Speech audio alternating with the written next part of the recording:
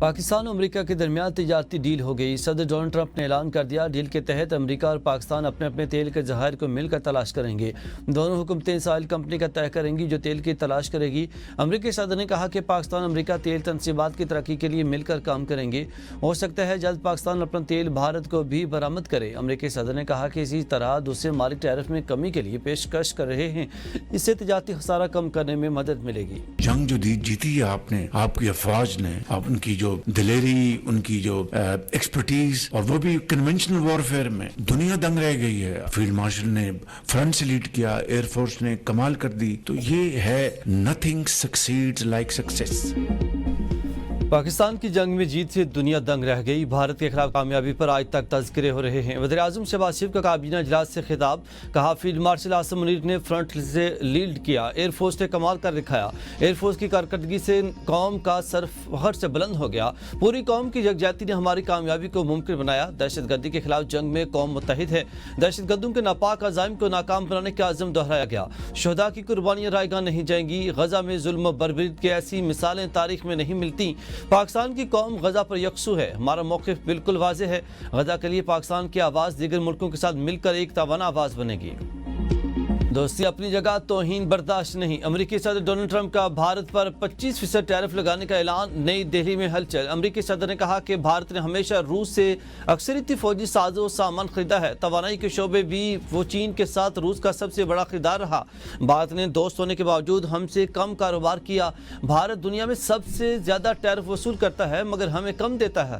اب ٹیرف کی حد کم کرنے کے لیے تیار ہے۔ نئی دہلی کی تجارتی رکاوٹیں بھی سختی ناپسندیدہ ہیں۔ یہ تمام اقدامات قابل قبول اور توہین آمیز ہے۔ اب یہ نہیں چلے گا۔ بھارت ٹیرف کے ساتھ ساتھ جرمانہ بھی ادا کرے گا جو 1 اگست سے لاگو ہوگا۔ ابھی تک امریکہ اور بھارت کے درمیان تجارتی معاہدہ طے نہیں پایا۔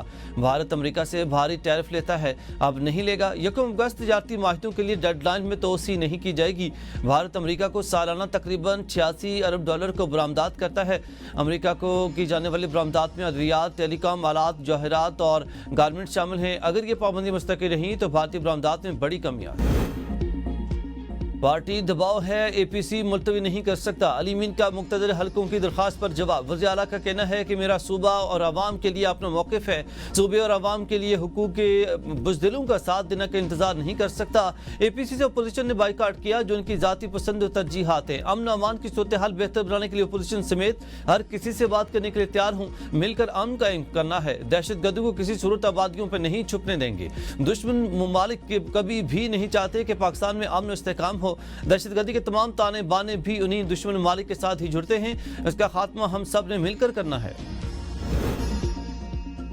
پاکستان نے آپریشن سندور پر بھارتی رہنماؤں کے اشتعال انگیز دعوے مسترد کر دیے۔ ترجمان دفتر خارجہ نے ہفتہ وار بریفنگ میں کہا اس طرح کے بیانات تنازعات کو بڑھاوا دینے کے خطرناک رجحان کی عکاسی کرتے ہیں۔ بھارت نے پہلگام حملے کی غیر جانبدار تحقیقات کے بجائے جارحیت کا راستہ چنا۔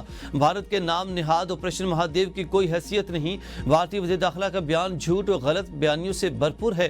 بھارت الزام تراشی کے ذریعے اپنی ناکامی چھپا رہا ہے۔ پاکستان نے ہمیشہ ذمہ داری کا مظاہرہ کیا، خطے میں امن کا خواہاں ہے۔ بھارت کی جوہری بلیک میلنگ کا بیانیہ گمراہ کن و من گھڑت ہے۔ بھارت کا رویہ جنوبی ایشیا میں عدم استحکام پیدا کر سکتا ہے۔ پاکستان مسئلہ کشمیر سمیت تمام حل طلب معاملات کے پرامن حل کا حامی ہے۔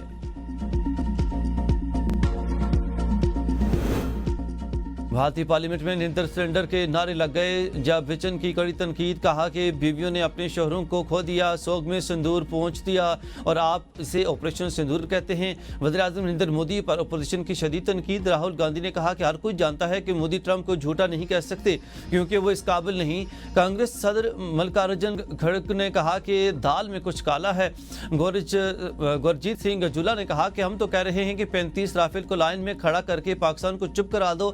ڈی ایم کے ترجمان ٹی ایس النگوان کا کہنا ہے کہ بی جے پی فوج کو سیاسی فائدے کے لیے استعمال کرتی ہے۔ کانگریس ایم پی عمران مسعود نے کہا کہ مودی نے ٹرمپ کے جھوٹ کا ذکر تک نہیں کیا۔ बानी पीटीआई के बेटे शायद पूरी करके पाकिस्तान आ सकते हैं। वज़ीर दफ़ा ख्वाजा आसिफ कहते हैं कि बानी पीटीआई के बेटों को आने से हुकूमत क्यों रोकेगी। पाकिस्तान आने के लिए विजिट, इजाज़त और शराइत पूरी करके आ सकते हैं।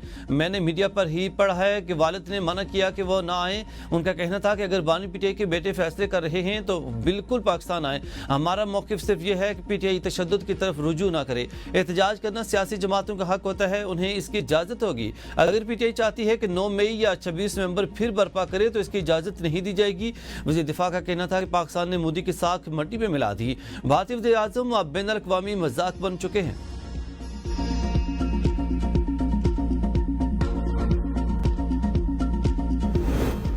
बानी के बेटे पाकिस्तान जरूर आएंगे, इनके पास पाकिस्तान का शनाख्ती कार्ड है। अलीमा खान का 2 टोक ऐलान कहती हैं कि निज़ाम इस वक्त डरा हुआ है क्योंकि बानी के बच्चों को कुछ नहीं कह सकते। केसेस खत्म होने चाहिए, जेल भेजना चाहते हैं तो भेज दें। हमारे ऊपर इतने मुकदमात हैं, मालूम ही नहीं कि कहाँ कौन सा मुकदमा दर्ज है। ये तासुर देने की कोशिश कर रहे हैं कि पीटीआई रियासत मुखालिफ है। उन्हें इल्ज़ामात के बजाय अपनी सोच तब्दील करना होगी।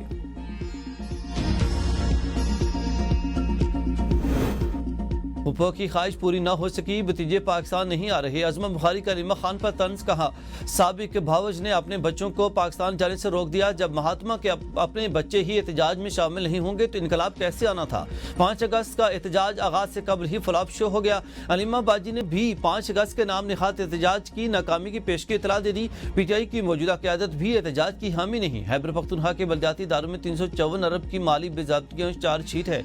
चोर चोर कर राग लापने वाले खुद 12 साल से करप्शन के रिकॉर्ड कायम कर रहे हैं। 9 मई के वाक़यात पर निदामत और शर्मिंदगी की बजाय इनका दिफा करना भी शर्मनाक है। बानी पीटीआई के बेटे पाकिस्तान आएंगे, किसी सियासी सरगर्मी में हिस्सा नहीं लेंगे। Member core committee Rauf Hassan की एबीएन के प्रोग्राम सवाल से आगे में गुफ्तगू। कहा 7 माह हो गए बानी के इनके बच्चों से बात नहीं कराई गई। बानी की फैमिली जब भी आएगी वह अपनी मर्जी से और मुलाकात के मकसद से आएगी। बानी पीटीआई हमेशा मुज़ाकरात के हामी रहे हैं, दरवाजे बंद नहीं किए जा सकते। पीटीआई एस्टेब्लिशमेंट को मुल्क की बेहतरी के लिए बातचीत करना होगी। बानी की रिहाई के लिए पीटीआई एक सियासी जमात होने के नाते किसी मुल्क की तरफ नहीं देख रही। हम सब की इज्तिमाई गलतियां हैं। अब नया सियासी रवैया अपनाने का वक्त है। हमें मौजूदा निजाम से कोई उम्मीद नहीं।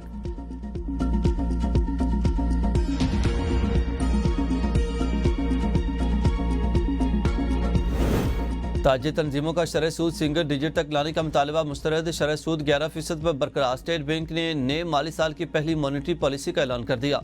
Governor state bank Jameel Ahmed ने प्रेस कॉन्फ्रेंस करते हुए कहा कि मुआशी इशारियों में बेहतरी आई है। बैरूनी खातों पर ज़्यादा तवज्जो मरकूज है। मई और जून में महंगाई की शरह बढ़ी। महंगाई की मौजूदा शरह 7.2% है। अगले साल महंगाई की शरह 5 से 7% रहेगी। तरसीलाती ज़र में $8 अरब का इजाफा हुआ। तरसीलाती ज़र अगले साल $40 अरब तक पहुँच सकते हैं। नमू 3.25 से 4.25% तक रहेगी। 14 साल बाद हमारा करंट अकाउंट सरप्लस रहा। पिछले साल की तमाम बैरूनी अदायगियां वक्त पर हैं। रवां माल साल $26 अरब की बैरूनी अदायगियां करनी हैं। सेनेट में खैबर पख्तूनख्वा से ख़वातीन की खाली नशिस्त पर इलेक्शन आज होगा। तर्जुमान इलेक्शन कमीशन के मुताबिक इंतखाबात के लिए खैबर पख्तूनख्वा असम्बली हाल को पोलिंग स्टेशन का दर्जा दे दिया गया। पोलिंग सुबह 9 बजे से 4 बजे तक जिरगा हाल में होगी। पीपल्स पार्टी और नून लीग में सीट एडजस्टमेंट। नून लीग के उम्मीदवार सोबिया शाहिद के हक में पीपी उम्मीदवार राहिला बीबी दस्तबरदार। पीटीआई के आज़ाद उम्मीदवार समीरा शम्स मैमुना बासत भी दस्तबरदार। आज़ाद उम्मीदवार साजिदा बेगम ने भी इलेक्शन से किनारा कशी इख्तियार कर ली। इलेक्शन कमीशन के मुताबिक 5 ख़वातीन उम्मीदवार मैदान में रह गई। मुस्लिम लीग नून की सोबिया शाहिद JUIP की शाजिया इंतखाबी दौड़ में शामिल। सानिया निश्तर की खाली नशिस्त पर भी आज इलेक्शन होगा।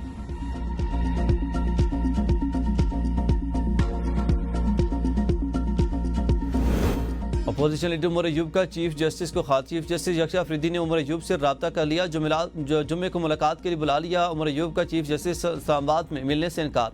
कहा मैं आपसे मिलने आया तो वापस नहीं जा सकूंगा, गिरफ्तार कर लिया जाएगा। ज़ाय के मुताबिक उमर अयूब के इनकार पर चीफ जस्टिस ने दूसरा ऑप्शन पूछा। उमर अयूब ने चीफ जस्टिस से पेशावर में मिलने की ख्वाहिश का इजहार कर दिया। पंजाब असम्बली में अपोजिशन का एक और रुकन मुअत्तल। कायम मकाम स्पीकर ज़हीर अकबर चिन्नट ने अपोजिशन रुकन एजाज शफी को 15 सेशन के लिए मुअत्तल कर दिया।